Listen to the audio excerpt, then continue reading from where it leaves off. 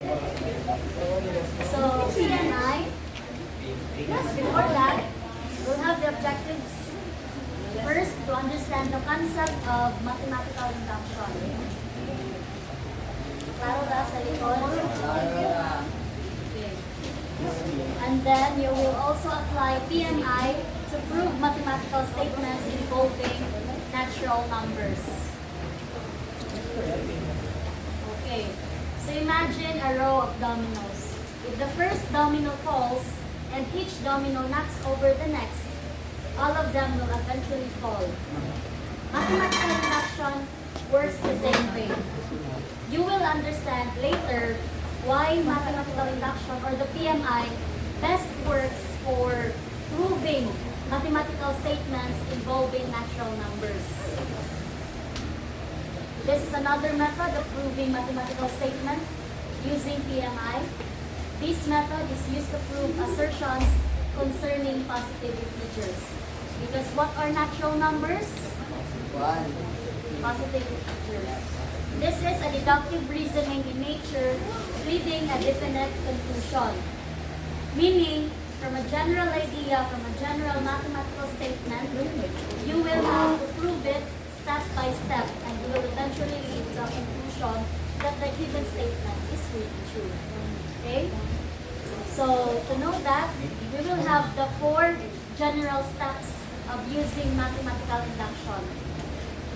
So, nanamay steps, ang yun na lang buhaton is to eventually understand and know and then memorize the concepts of each of the steps. Okay, the first step is the base case. You show that the statement is true for the smallest value of n. Typically, n is equal to 1 or another starting value depending on the problem. Say, if the problem states for all n which is greater than or equal to 4. So you will start at 4.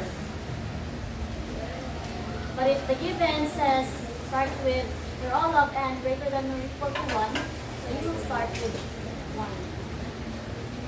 How about the second step? You will state the inductive hypothesis. You assume that the statement is true for some arbitrary positive integer, say k. That is, assume p sub k is true. Meaning, class, if one case, this implies that if one case has already proven from the given statement, then another case will also be proven using the given statement. Okay? Next is the inductive step. So for the inductive step, you will prove that if p sub k is true, then p sub k plus 1 is also true. Kung ano kung ginon ka ganiha. This step establishes that the truth of the statement for k implies its truth for k plus 1. So if k is true, then it's succeeding, k plus 1 is also true. Okay? Then you will have the conclusion. Dili siya mawala. By the principle of induction, since the statement holds for n is equal to 1 and is true for k plus 1, whenever it is true for k, the statement must be true for all n greater than or equal to 1. Okay? So kaning mga statements nga na dali class, pwede na din yung makaka-copy. Okay, para namin guide sound of proof using the PMI.